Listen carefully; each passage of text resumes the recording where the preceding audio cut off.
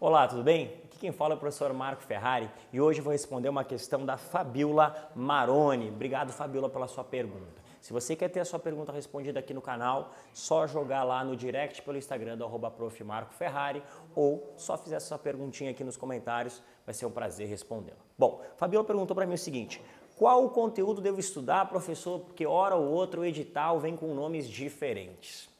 Primeira coisa que você tem que tomar cuidado e primeira forma que você pode evitar é buscar questões nas provas anteriores, verificar se você já estudou aquele conteúdo a partir de provas anteriores, certo? Um exemplo que acontece com a gente, é que comigo, por exemplo, é que às vezes aparece lá matriz SWOT ou aparece análise do ambiente interno e externo, ou ferramentas de análise do ambiente interno e externo. Se você estudou comigo as aulas de planejamento, você sabe que a matriz SWOT é a própria ferramenta de análise de ambiente interno e externo. Sendo assim, a grande sacada é você perceber, bom, será que eu já reconheço essa terminologia de algum lugar? Certo? Se você não reconhecer, outra boa jogada é você questionar. Se você comprou um cursinho, questionar o coordenador pedagógico. Olha, aqui a aula está nomeada de uma forma, mas no edital está nomeada de outra. Isso é importante também. Pergunte para ele, entenda, veja se existe alguma coerência, certo?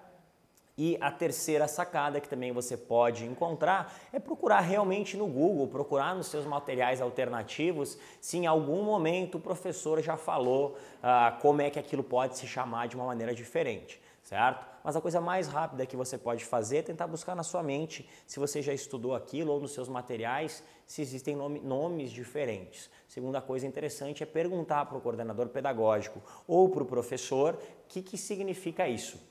Uma grande diferença aqui, talvez dentro da administração, onde a gente mais encontra, seja no processo decisório. É processo decisório, é processo de tomada de decisão, são tipos de decisões. Tem várias vezes, aparece em cada edital um mais maluco do que o outro. Então, uma grande jogada é você questionar seu professor. Professor, apareceu aqui processo de tomada de decisão. O que é? O processo decisório é exatamente a mesma coisa, certo? E não se desespere. No primeiro momento a gente pode fazer uma leitura, e isso acontece inclusive até comigo como professor. Eu faço a leitura de um edital e eu começo a olhar às vezes, dependendo do edital, claro que em bancas maiores isso é mais tranquilo, mas em bancas menores às vezes utilizam terminologias que são muito próprias.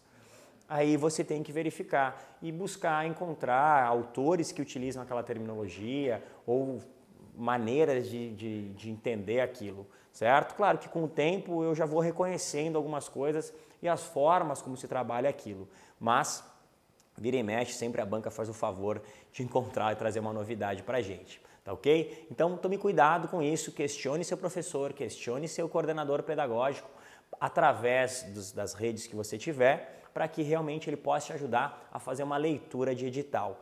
A grande verdade é que é uma ferramenta importante que você tem que ter e que é interessante até que você questione o seu professor da disciplina, que antes de qualquer curso preparatório, pós-edital, né, depois que o edital está lançado, no primeiro momento da aula, o professor fazer a leitura do edital junto com os alunos. Isso vai realmente fazer a diferença. Então, se você contratou um curso, faça esse pedido para o seu coordenador pedagógico ou para o seu professor da área. Ô professor, você pode trazer uma aula para a gente, você pode em sala de aula fazer uma leitura do edital. Isso é muito importante e ajuda demais o concurseiro, essa leitura do edital, desmembrando mesmo, desvencilhando o concurseiro dessa dúvida se ele está estudando certo ou errado. Certo? Uma maravilha, foi um prazer falar com você. Um grande abraço, Marco Ferrari, e continue comigo.